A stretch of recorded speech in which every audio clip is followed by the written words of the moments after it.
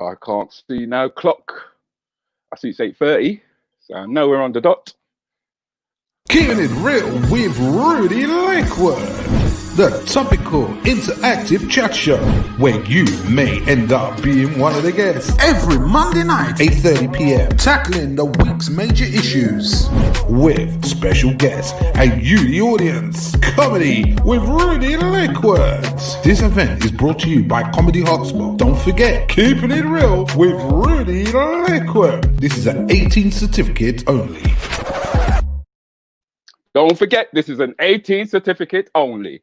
When you're with me, Rudi Lickwood, in the Comedy Hotspots, Keeping It Real, you know this is for the over 18s, okay? So I don't want no kids out there watching this show with their trousers round their bottom, because I ain't got time for that. No, I'm way too old for that. Way. I'm not as old as a dinosaur, but I'm pretty old, okay? So what can I tell you? How's the week been for you guys? It's been another fun week, hasn't it? It's been another bloody fun week. The protesters have been out there again. Only difference is that the protesters, good evening, Denise, how you doing, baby? Thank you for being in the room. The only difference is that the protest was more like the carnival this weekend. Did you notice that? No one was pissing on the bloody statues for once. Unfortunately, 15 guys are going to be charged for taking down Mr. Colston. Oh. At least they weren't black, guys. I got to put my hands up to all you white guys out there and all you white sisters out there, especially for the fact that you are backing a moral change, a social moral change that is needed. I mean, the guys who put their knees on our poor man's neck who has died and passed away are walking the fucking street. Can you believe that? Can you believe that? I mean, if I was got done for shoplifting, yeah, I don't think I'll be out till next year. Good evening, Colin. How you doing? Thank you very much for joining me. Thank you very much for joining me. So like I said, it's Keeping It Real here with me, Rudi Lickwood. We'll be talking about the news. I've got my special guests with me in that room today. I'm very pleased, you know. I had to search high and low for these guests for you. They don't come cheap and they don't come easy. They're all special. They're all special. They're people you might have seen, people you may not have seen. But this young lady that I want to introduce for you, in 2006, she was the Becca Best Newcomer. The BBC love her. They've never fucking given her a show, though. But they love her. She was also voted 2007 stand-up runner-up the Northeast. Let me introduce you to her by giving you a quick clip of the one and only Miss Annette Fagon. Who is under 25? Yeah? See, I'm your future bitches, I'm telling you now.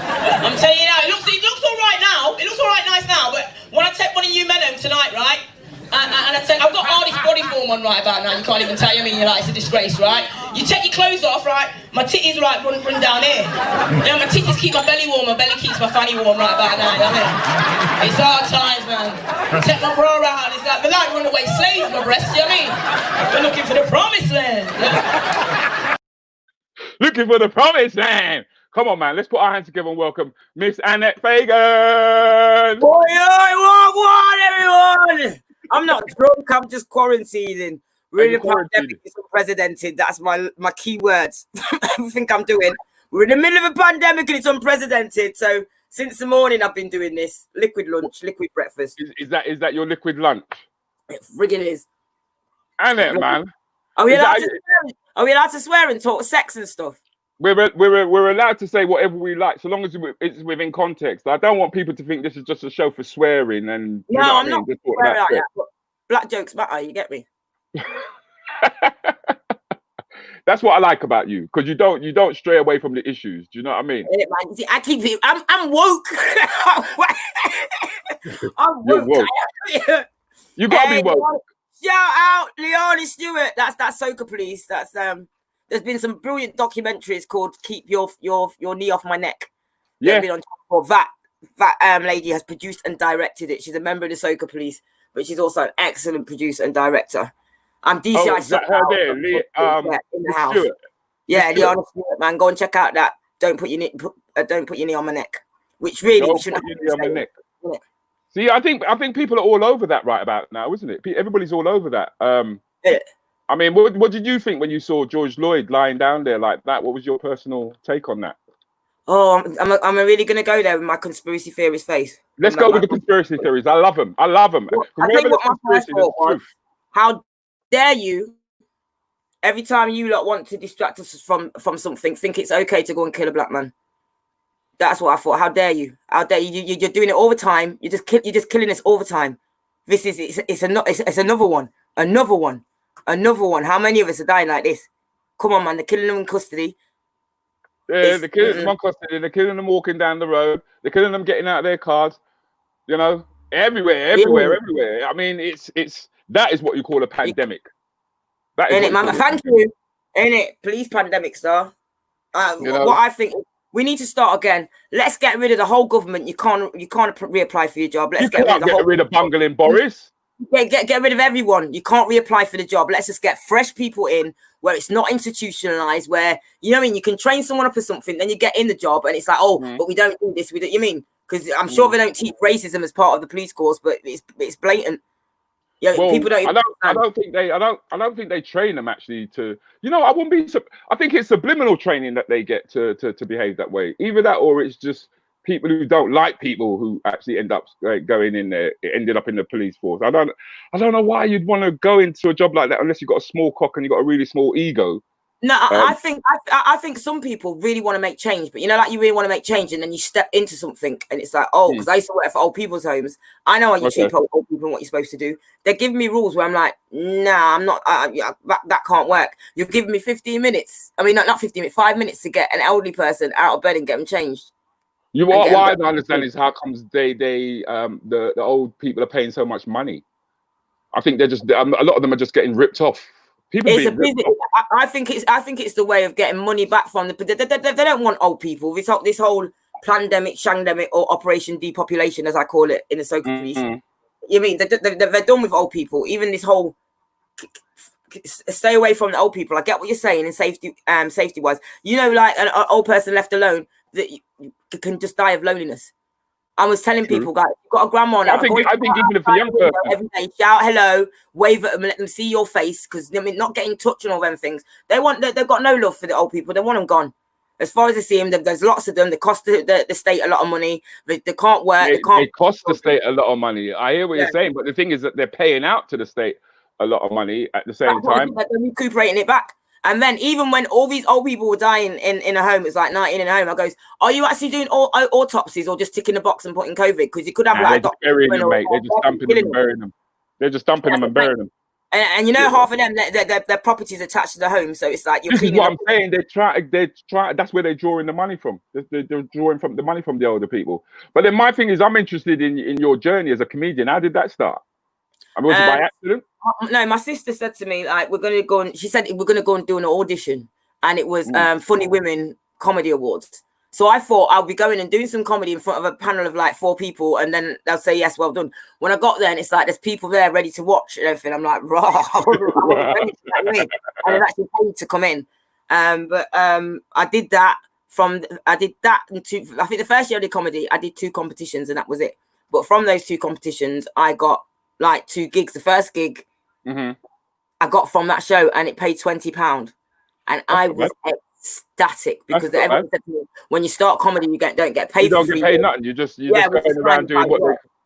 going around doing what they call open spots. This is where you get up on stage in front of an unpaying crowd 9 out of 10 times, very disgruntled, and you're trying to be as funny as you can, where they're telling you to get off, get off. Yeah, I'm just talking through that, and all that stuff. But yeah, I did that, and from there, I got like just more gigs and more gigs, and but the thing is that what I noticed about you as a northern comic was that you didn't restrict yourself to the black circuit.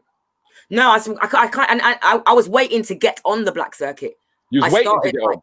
Yeah, waiting till I did mainstream. I did like the white circuit, the mainstream circuit, and God bless John Simmet. Shout out to John Simmet, who's also Dipsy from Teletubbies. Yeah, I love. He's got a club, comedy club called Upfront Comedy, Yeah, And which is still going today. Because in actual fact, it was the Upfront Comedy Club that actually set up the black comedy circuit. There you go. Which ran off the back of the Posse and the BB Crew. Yeah. Because he basically followed them because they were all actors, comedy actors, and they went up and down the country putting on shows that they had written because they weren't finding any roles that was available for them in TV. And John was actually working in the theaters at the time, in marketing. Mm-hmm. And that's where he saw that there was a gap, and then he started booking theaters to take us up and down. Well, I say take us because I'm like second generation of black comedians. Started taking the comedians up and down the country and around. But then, what was it that you noticed? Did you notice much of a difference between the black circuit and the white circuit? The only difference I noticed is that when I'm talking about West Indian things, sometimes, especially when I'm doing language, I have to break things down a little bit. And the joy of being on the black circuit, I didn't have to break things down as much because I could just say it as it was. But as I've gotten older, I don't break anything down because even my mum used to say, I usually start by saying Wagwan when I get on stage, and my mum's going like, they won't understand what Wagwan is. I go, well, then they need to learn. You know what I mean? They need to learn. Say good day. Good evening, Samantha. How you doing? Good evening, Samantha. Wagwan.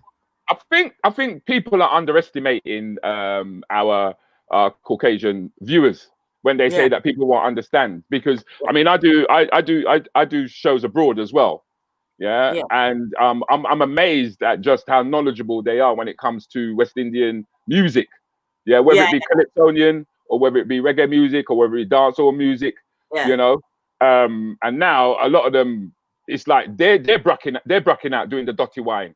I tell you what, that's what I hated. You know, like as a black girl growing up, like especially in my area, it was quite white in Leicester where I was born. The one thing we had as a black girl, because we weren't getting, our makeup was a disgrace. They didn't cater for us. One thing that on the dance floor, we were killing it.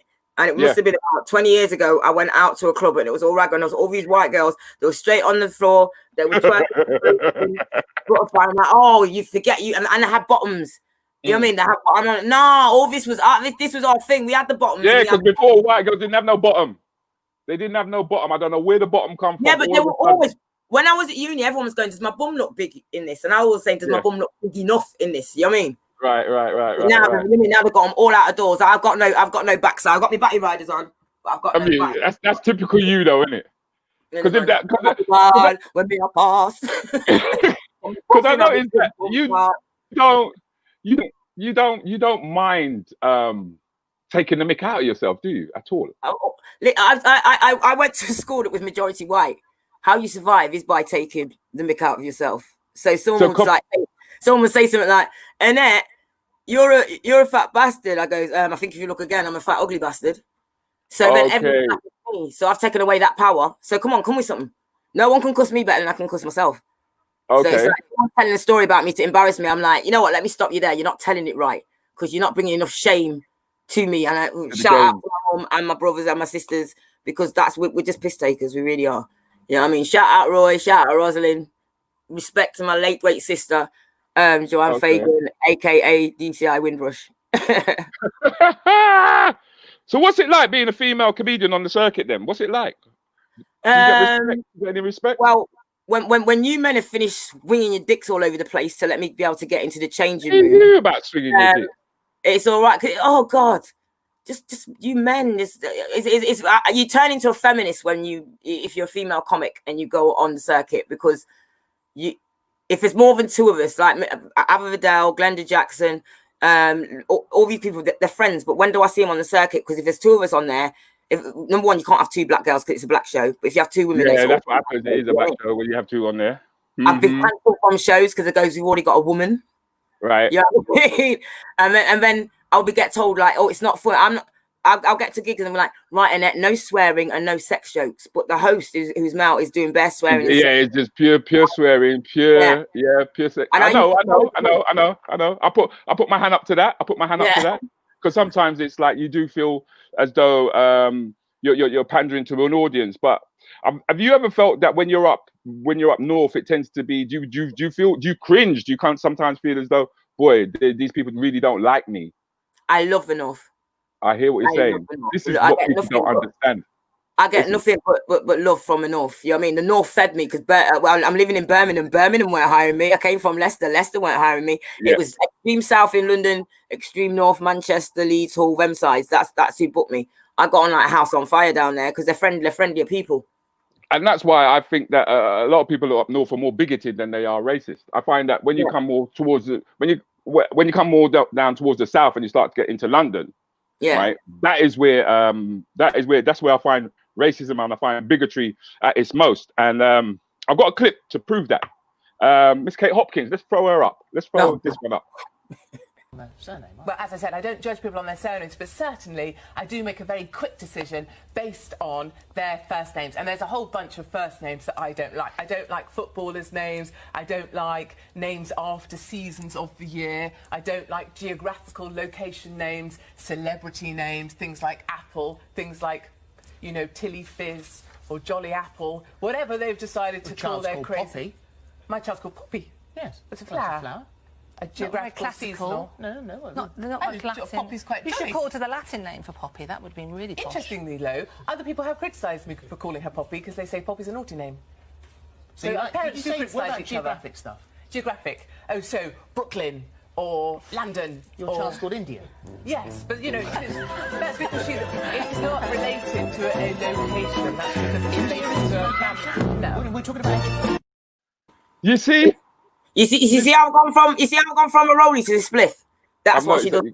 That's exactly what she does. Yeah, that's what she does to me. And that's why I find that the people up in the north tend to be very upfront and very straight into you.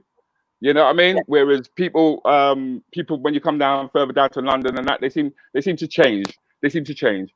But it's interesting talking to you, and I'm gonna talk to you a lot more. In fact, I'd like you to be a part of my next interview. Because I want to introduce on my next guest. I hope you will stay. You will stay with me, Annette?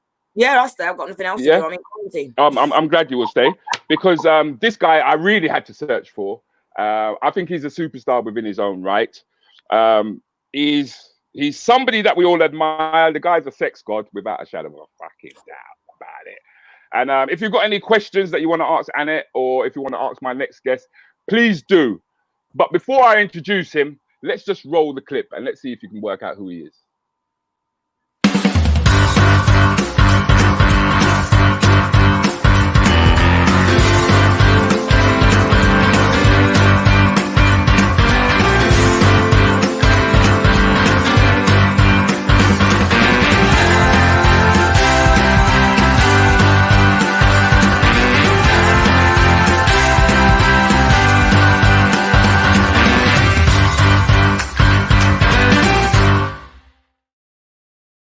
Please welcome Mr. Charles Chucky Venn. Come on.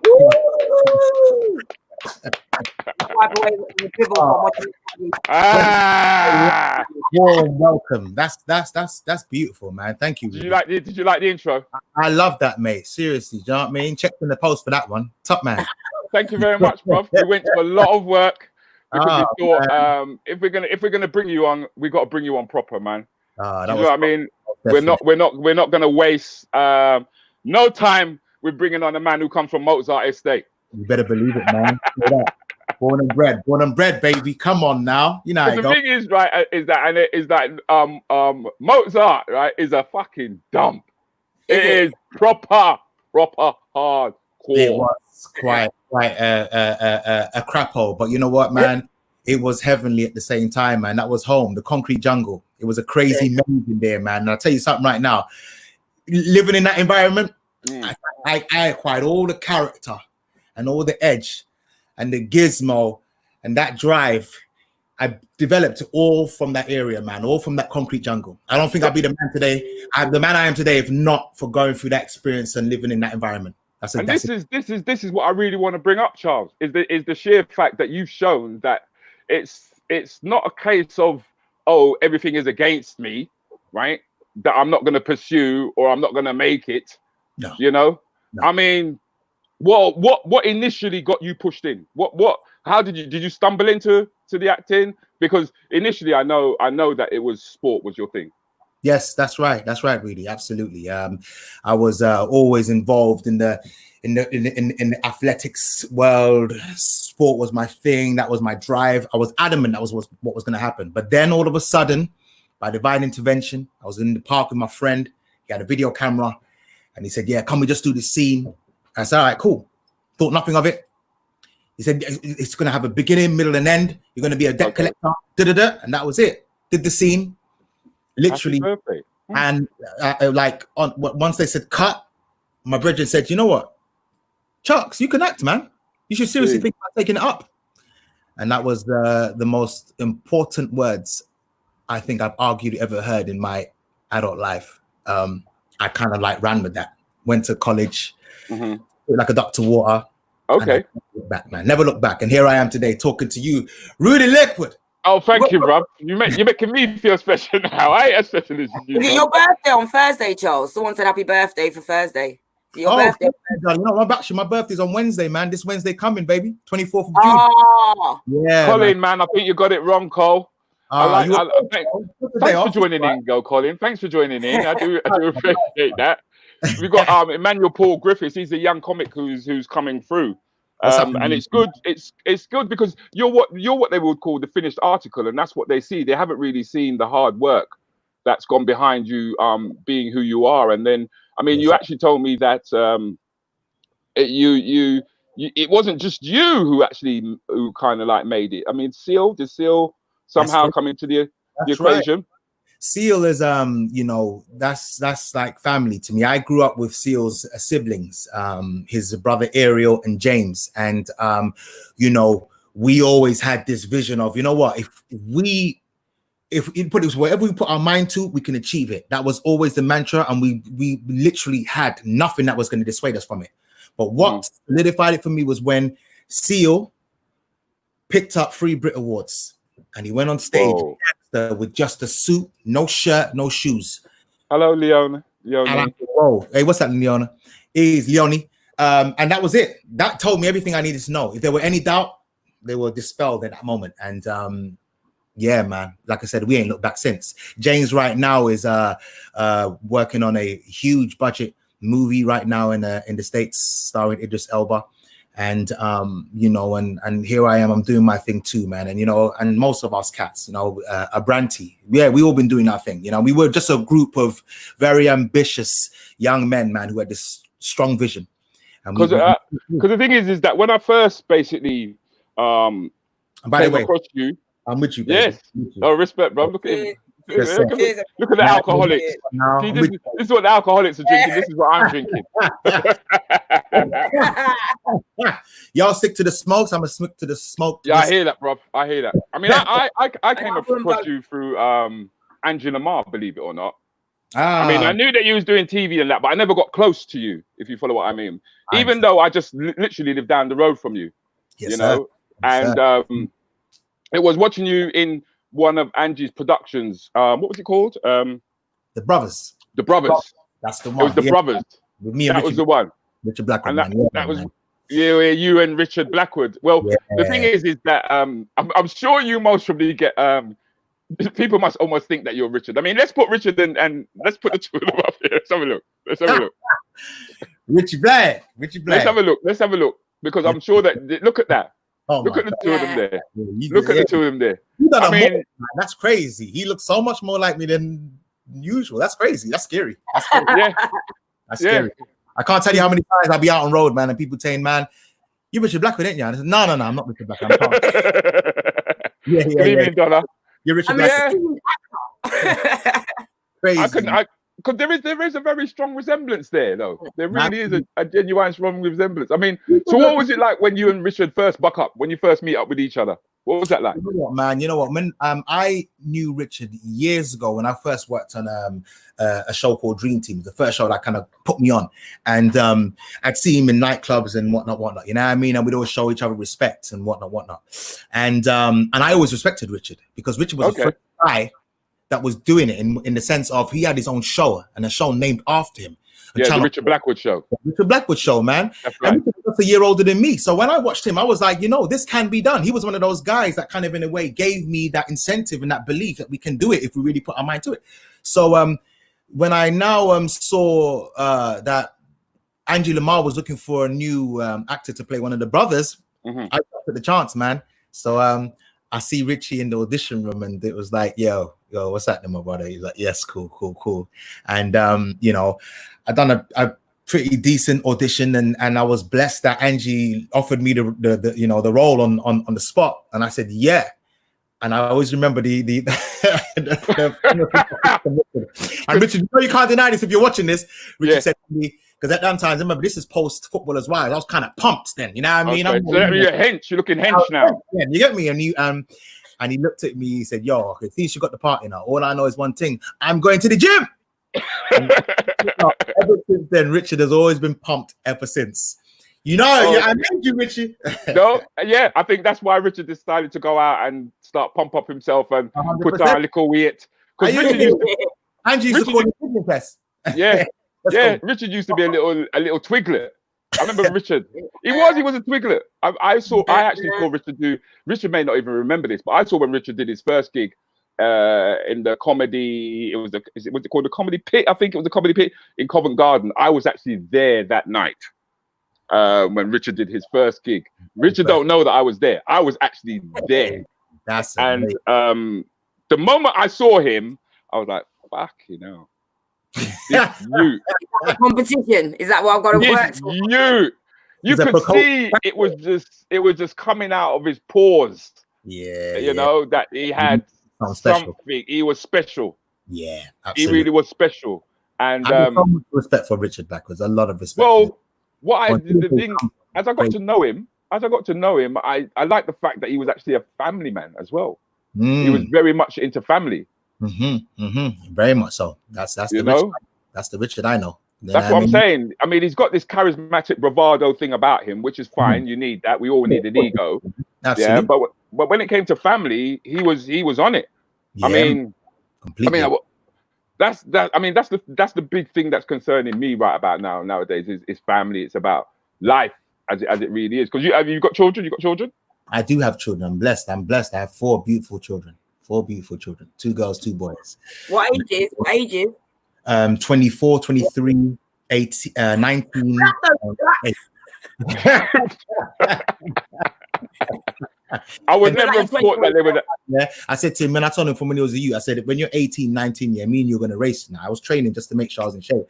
The boy dusted me, I was so vexed. So vexed.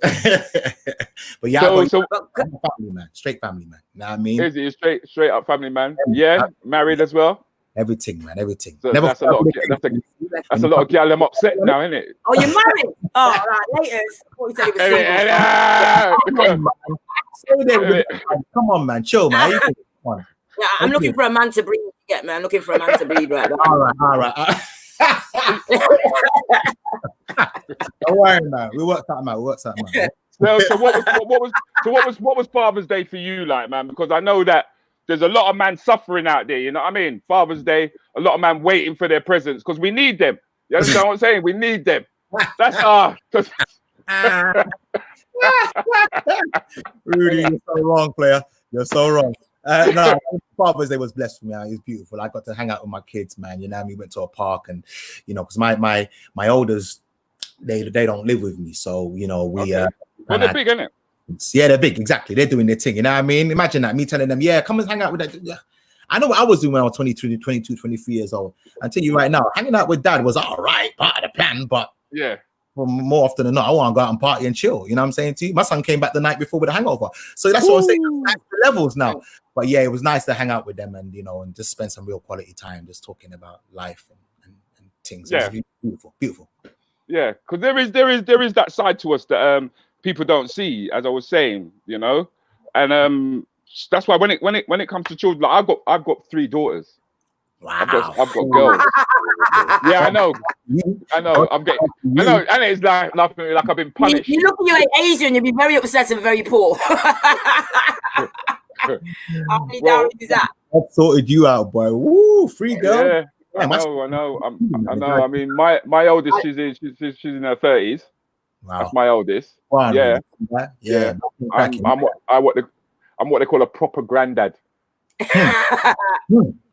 Yeah. I'm coming soon for me as well. It's going to feel weird, boy.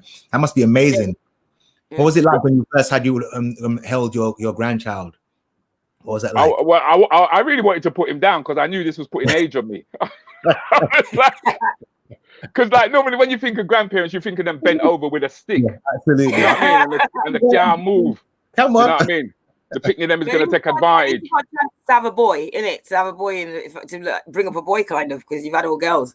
Absolutely. Yeah. That was the only chance of me actually having a boy and raising a boy. Absolutely. So they all came. I mean, this is what they got me for Father's Day. They got me some wireless earphones. Wireless earphones. Yeah. Is it hearing aid? I think they're hearing aids. Actually, they're actually hearing. They're actually hearing aids because it's like, Dad, you never hear something needs some money. You never hear. They hear from now on. Yeah. But they, because you don't have children, do you? Nah, man. It's like, listen. I've got a rule: no pets, no plants, no kids. You know what I mean? I don't want any responsibilities. This is what you do as parents to me. It's like you're looking through the job pages and it says parent. There's no pay, there's no benefits, there's no holiday. You know what I mean? You work 24 hours for the rest of your life, and you go, all right, I'll apply for this job. Hell to the no. You know what I mean? Nah. You know what I mean? When I'm sitting in old people's home, I've got a right to be there. You know what I mean? Don't let me have kids and I'm sitting in the old people's home. Nah. No, that's because you're gonna be sitting there by yourself. I've got about 50 nephews and nieces, so I said to them, all you have to do is visit me once a year and spread it out. I can get a visitor a week, and I'll probably see how far there and do anyway. So that'll do. Not obligated to. That's the only difference. Oh, hear that? She has me. She's lying. That's my niece. Your niece? Yeah, only we get free. Where's the rest of my nephews? You have some really nice niece. That's up. Look, she takes after me. She stole all my looks. Stole all your looks, eh? Bless. You're blessed. You're blessed, Annette. You're blessed. No, she's definitely blessed. I mean, what I wanted to do was, I was hoping to run through some of the things that you've actually done, Charles, because you've done quite a lot, you know. Yeah, you've really done quite a lot, and it'd be interesting if let's just run this clip and just have a look at what this man has been through.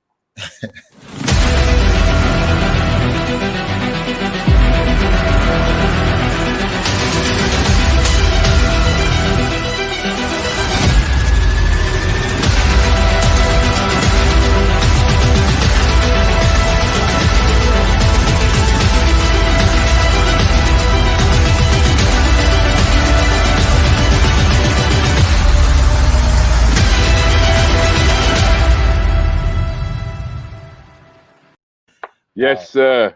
Can I just say, I love footballers' wives. I was addicted to footballers' wives. And what made me laugh, at the time I was in a relationship, they were the days, and I remember I used to say, record footballers' wives for me. And when I was sitting there watching it one time and he was asking questions like, what's he doing? What's going on there?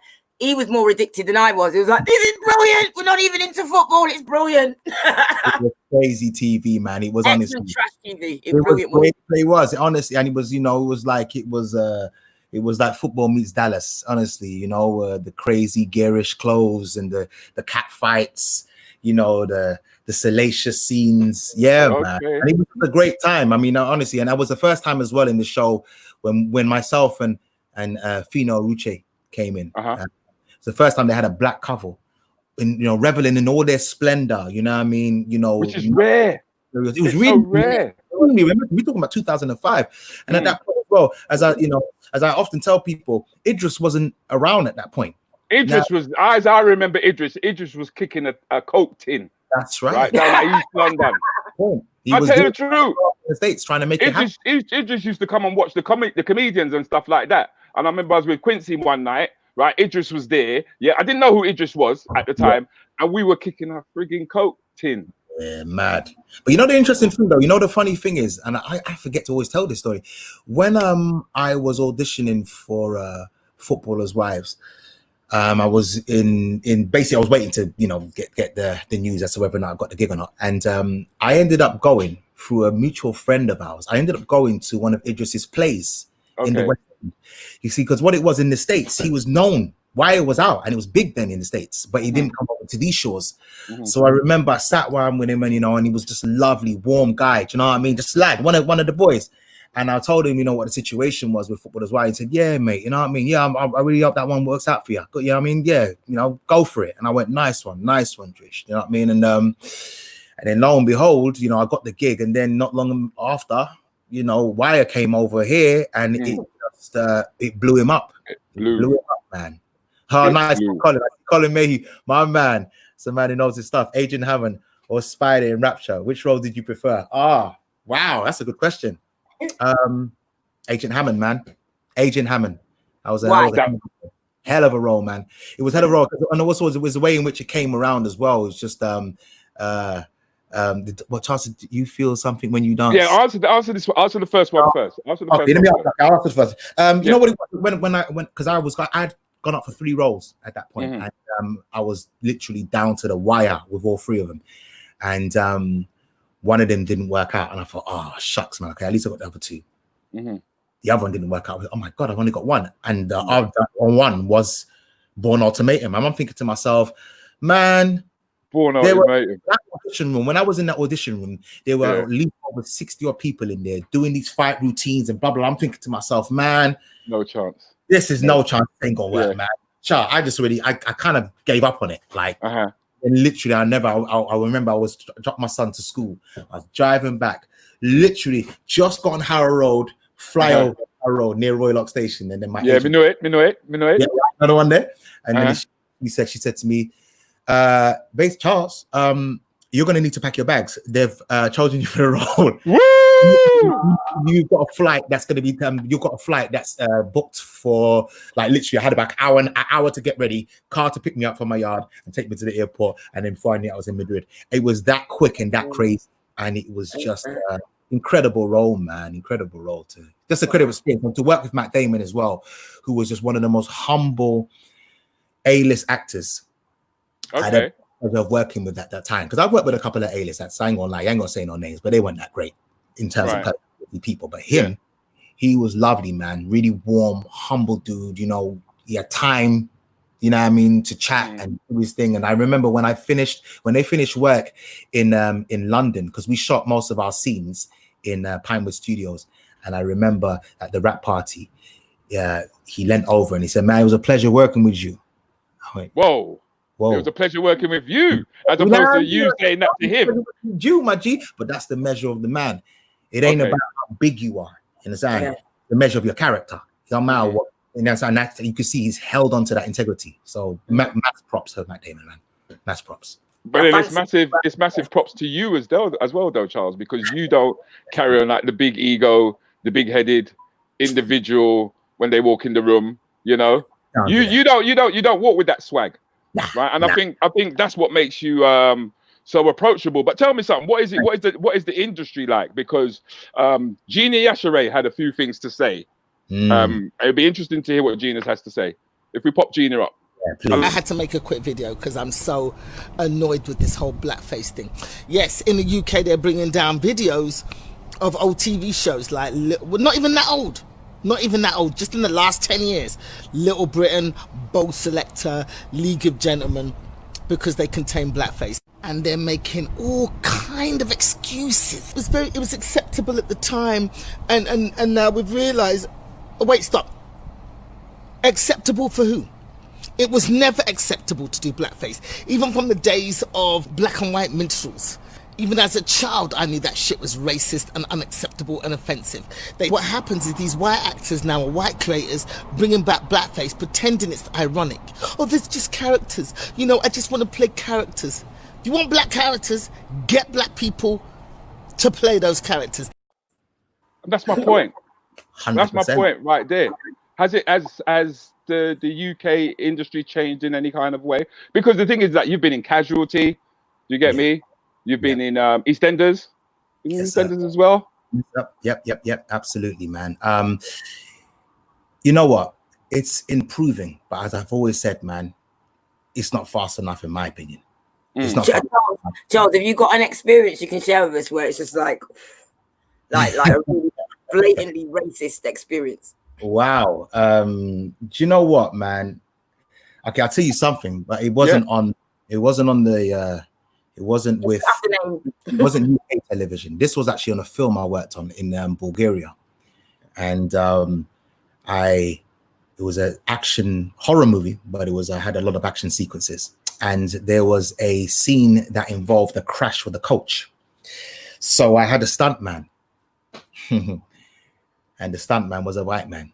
Okay, how does that work, man? Oh man, so they had to black him up. They blacked him up, bro. They blacked him up. I could have done that role. They had no blacks, man. There are no blacks that were. They didn't stop to think. Okay, we have the stunt sequence that's going to involve one of the main characters within this. Okay, it might be a good idea to actually hire a black stuntman. Stunt artist, They somehow went over their head, and they instead decided to use a white man, and they blacked him up. It was one of the most uncomfortable situations I've ever been in, because here you are in Bulgaria, and the system wasn't the best. It wasn't the best, and the way a lot of the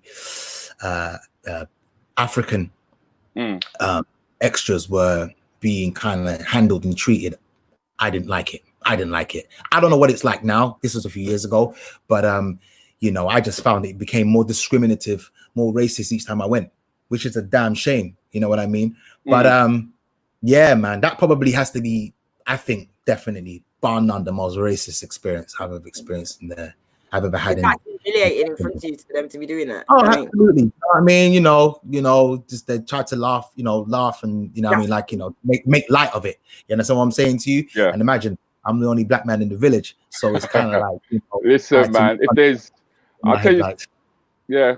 Because I'll tell you something, Charles. If there's one thing I know Annette can share with me, and we're used to being the only black in the village, especially when we go out and we work, Absolutely. When you walk into the place where it's a comedy club, and you walk up to the bar and like, it's downstairs. Like there's no other reason you're in this place unless you're one of the comedians or something.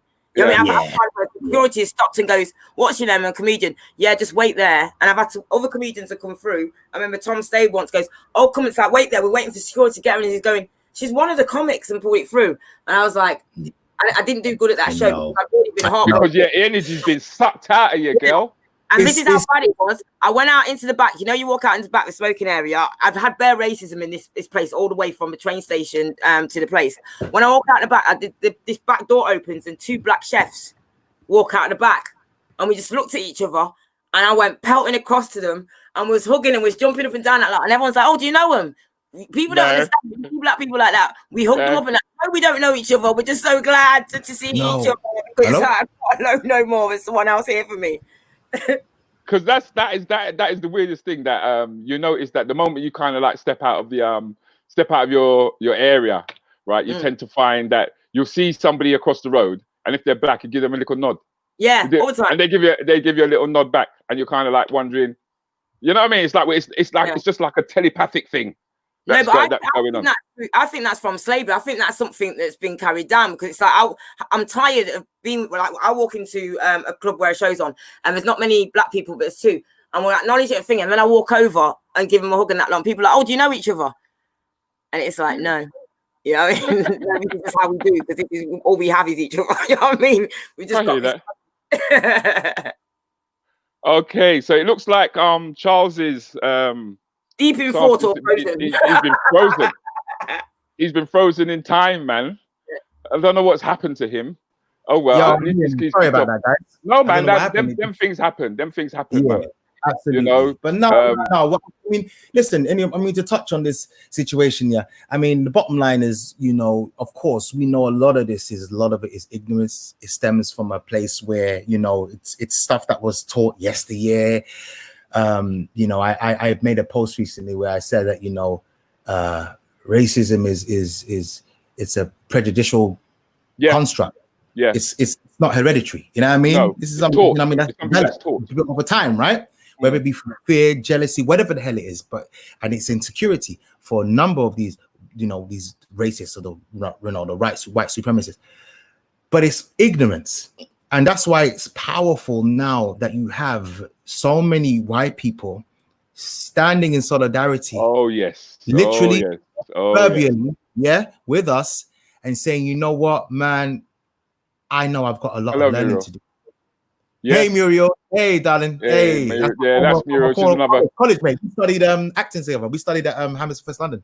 What, with Muriel? Seriously? Me and Muriel. I kid you not. Me and Muriel. Real talk.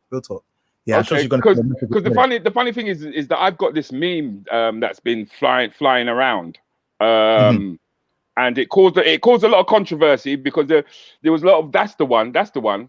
If you're tired of hearing about racism, imagine how tired some people are experiencing it, because that is something that we just go through every day, isn't it? Every day since you're born.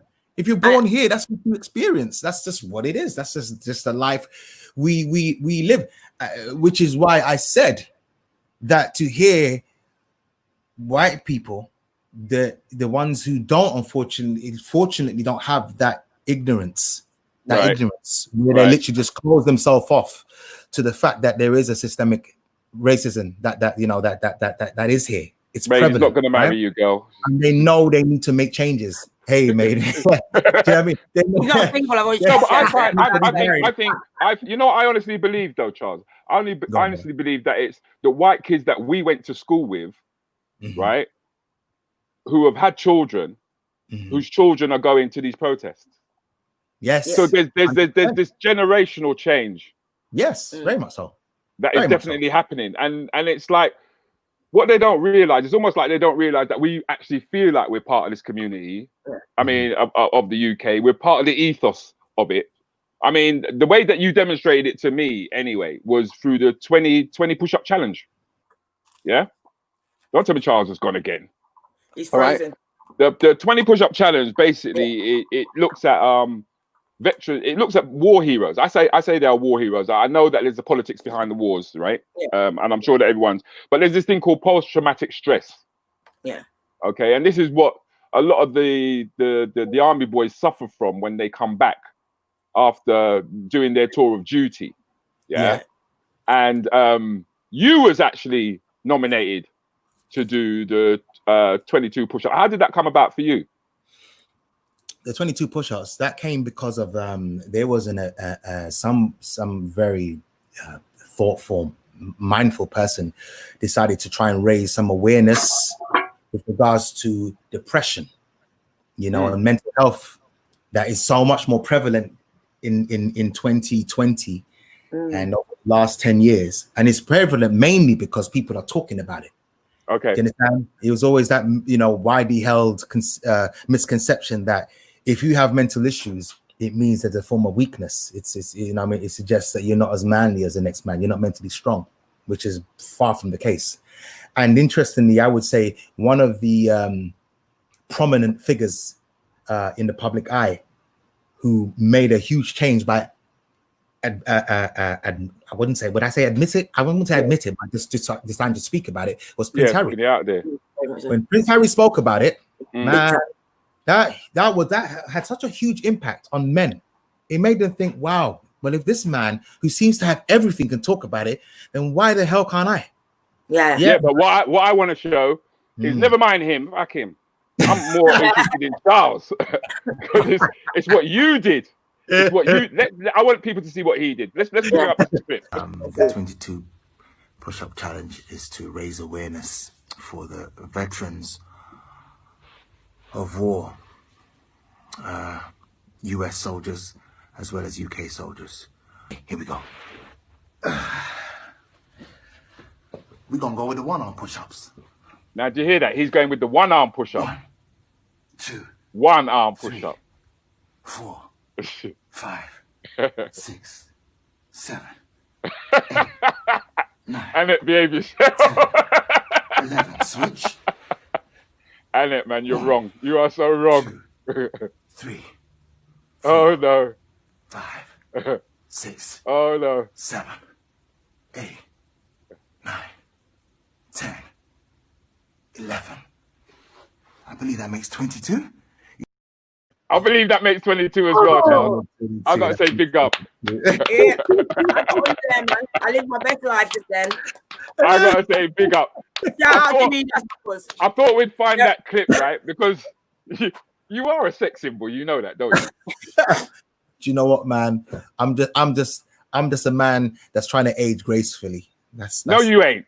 No, you ain't. No, you ain't. Because we're running out of time, right? And when I sat down and I thought I was going to do this show, I've always loved this show, Strictly Come Dancing. I've always loved it. Yes, Them lot was calling me a puff for liking it and stuff like that. Yeah, because it's about dancing and stuff like that. Yeah. Because normally when us lot dance, run the track for me, please. Run the thing for me, please, Jim. This is how they normally see you. This is how.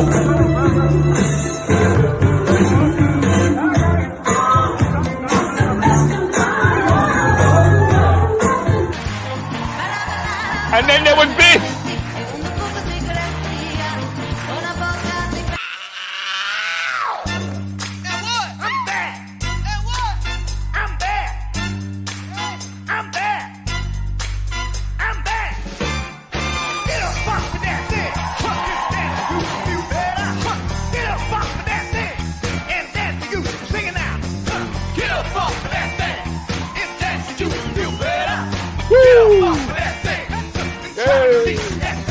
One, Charles, one.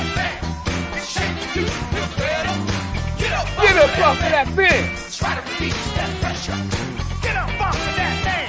And twist the groove, feel better. Get up off of that thing. And shake it. Singing that I need it. That's a wiser brother. That's a wiser. Bring it down, bro. Good guy. Watch it. Watch it. Watch it. Watch it. Watch it.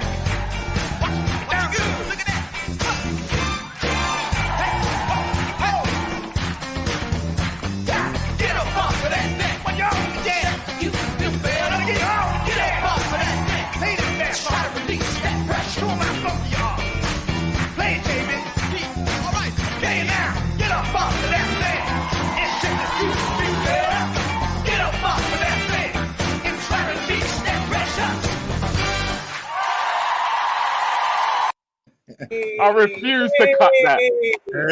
I refuse to cut that. I said, you know what? Bless you. I am playing this thing the whole way through. That was a routine. That was a routine. Yeah, that's what I'm saying. I said, I'm not gonna just do 30 seconds of this, man. You know what I'm saying? I'm not. Bless you, my brother. Bless you, I can see your face, Rudy. You're reliving. Oh my God! I'm telling you, I was my wife, man. I was up. I was dancing with you and everything, Charles. Every time you came on that screen, you just blew us away, bro. Bless you blew you, us away. Bless you. It was. You're a joker. I can see you. I probably did dress up in sequence to watch that show. It was bad, man. I mean, in my whole career, that probably has to be up there with some of the most challenging projects I've ever done. Yeah, man. It was usually whenever you work, like say, you do a theatrical piece, the more you do it, the more accustomed you get to the general vibe and the general feel of the audience. And when you got a hard audience or a receptive audience, you get more confident and less nervous. Strictly, it was a polarized opposite. I got more nervous as the show progressed. I hear that because it just you was pushing the bar. The bar was constantly being pushed. Yeah, and, man. And Karen was constantly on me, man. She would not let me, like there was no off days. Okay. No. So are you a classically trained dancer? That just? Man, I'm classically street. Yes, you know man. Cat, you know what I mean? I grew up, like I said, Mozart. That was. So we're talking Shap Attack. We're talking about Mastermind. We're talking about all them boys there. Yeah. You understand? The hip hop and the break dancing and body popping. I'm from that world. I'm a nightclub dancer. So for me, obviously, as an actor, the one advantage I had was that as an actor, you are so attuned with your body. No, as a black man, let's keep it real. Yeah, you like those combinations. It's a very dangerous mixture. You know what I'm saying? And I took. If I take out a drum now, we all get into the rhythm. If I start giving it easy instinct, we all just instinctively. You know what I mean?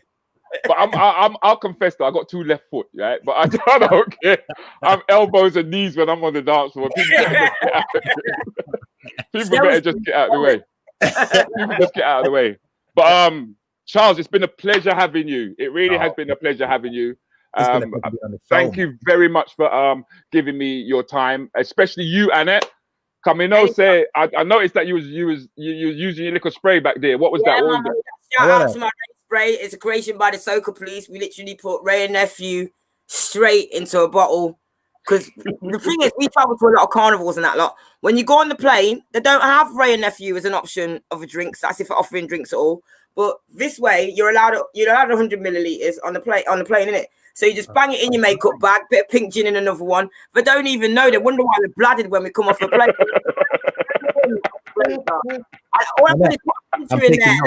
I can give about 200 squirts. You know what I mean? We're good. Anyone? I'm taking notes. I like that.